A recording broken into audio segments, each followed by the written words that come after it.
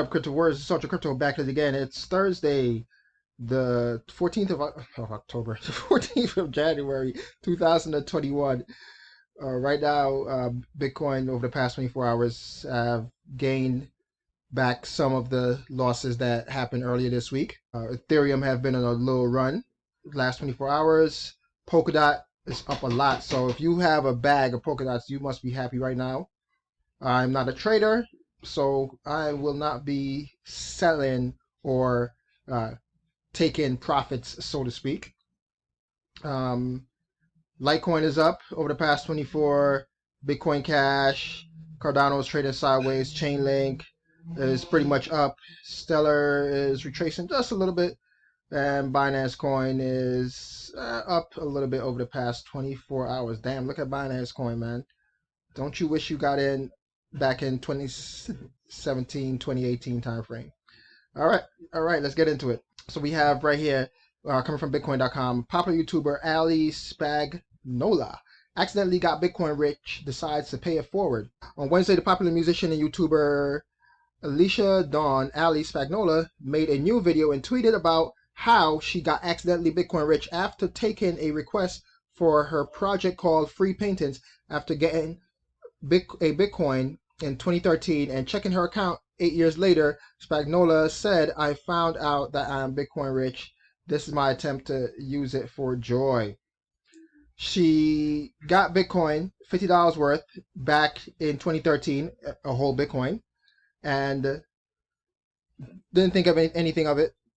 Did the painting, and now that Bitcoin is worth, what is it? Yeah, there it is, $39,000. So yes, she's paying it forward, and is paying it forward to her viewers by offering them $50 in free Bitcoin, and that is some good news. That's great. Good for her. Next, again from Bitcoin.com, Goldman Sachs sees Bitcoin market becoming more mature. Goldman Sachs global head of commodities research sees the Bitcoin market becoming more mature. The key to creating some type of stability in the market is to see an increase in the participation of institutional investors, he detailed. Meanwhile, the price of the cryptocurrency soared on Thursday, regaining much of the losses from the beginning of the week. And he's stating down here that institutional money only accounts for roughly 1% of Bitcoin market cap. Meanwhile, BitcoinTreasuries.org, the site which lists known companies holding Bitcoin, shows that the total of 1.1 million Bitcoin are held by public companies and investment funds. This amounts to more than $46 billion, or approximately 6% of Bitcoin's total market cap. So he is wrong when he says that it is 1%. He needs to go do some math and recheck it again. So just because you have information coming from these so-called experts doesn't mean that it's going to always be correct. Next, coming from Vincent. Vincent extends comment period for controversial crypto wallet rule. Now, this criminal organization, Vincent, came out in December with a rule where they try to push a rule through overnight because the administration is changing and they're trying to get a grasp. You know, they're trying to grab water basically right now. You can't grab water, right? So they're trying to grab water right now because they're leaving, and with the new administration, there's going to be new people appointed to their positions, and they're trying to have some kind of control over Bitcoin.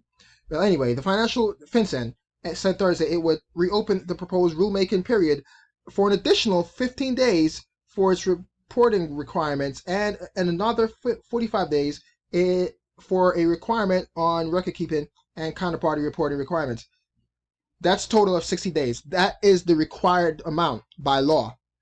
So it's not that they're doing us a favor, okay? It's originally supposed to be 60 days, and they try to make it happen within 15 days because they're dirty scumbags. Like I said, they're a criminal organization. First submitted December 18th, the proposal will require exchanges to store name and addresses information for customers transferring over $3,000 in crypto per day to private crypto wallets and file currency transaction reports for customers transacting in over $10,000 per day. Well, the over $10,000 per day is what's required for banks right now, regularly. But the over $3,000 in crypto, that's straight up BS. And and with your name and address for your own private wallet. So if you take money out of the bank right now and you just want to keep it in if you have over $10,000 in your bank and you go there, all right, over $5,000, you go there, you take out $3,000, and you just want to walk around with $3,000 because it's your money and you want to do that, right? There's no requirement for a bank to basically have, you know, they already have all the information and stuff, but there's no need for them to report that you just took $3,000 out of your own account, right? Now, with this Vincent rule that they tried to, push through overnight back in December, which got a lot of uproar from the crypto community and from a lot of exchanges, especially our quote unquote favorite exchange, Coinbase, right? Got a lot of pushback from a lot of people in the industry. Was if you're sending crypto from your Coinbase or from your Gemini account, right, just from any exchange account to your own private wallet, your ledger, your paper wallet, your Trezor wallet, your daggone phone wallet, right? They needed to have that information. They needed to have that wallet address, have your name attached to it, and all this other stuff for as little as $3,000. There's that kind of requirement isn't required for paper money. It isn't required for fiat. So if it's not required for fiat, then it shouldn't be required for cryptos. Now the $10,000 amount, that's what's required, and okay, that's fine. All right. They try to push this rule through overnight, and it didn't happen. And then they gave it a 15-day period, which is way shorter, which is a quarter of the time required for the regular 60-day period. All right. So with that being said, again, this criminal organization, FinCEN, tried to get away with something sneaky. It didn't work. And yeah, they're basically trying to grasp water right there. All right. And this is the scumbag that's kind of like running things over there. Dirt bag. Next, great news for crypto. And I'm going to leave a video at the end of my segment here. Miami mayor considers Bitcoin investment to create crypto hotbed. So again, great news.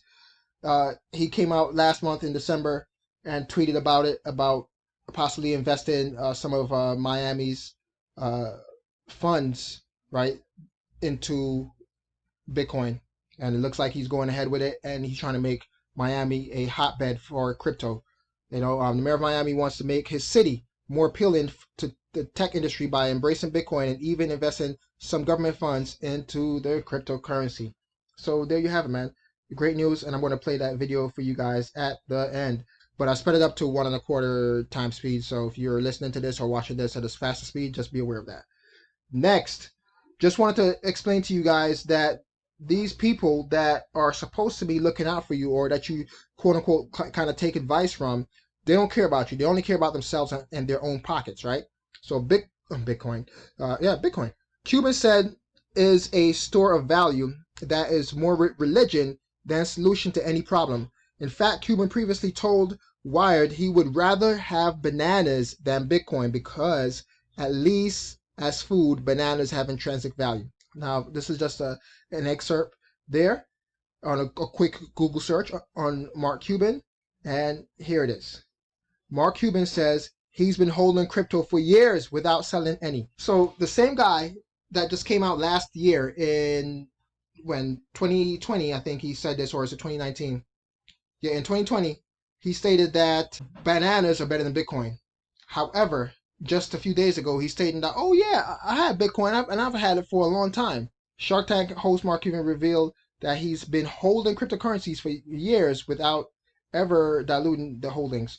If you didn't believe in it, why would you be holding on to it still?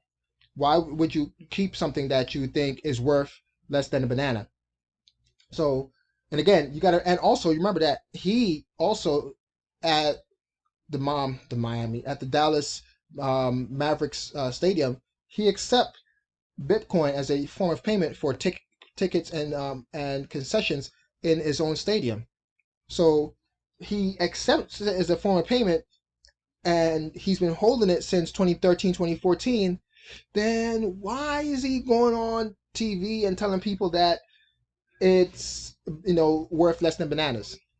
It's because they're trying to fool you into selling your crypto. This way they could hoard more for themselves. So again, you're being lied to. Watch out for that.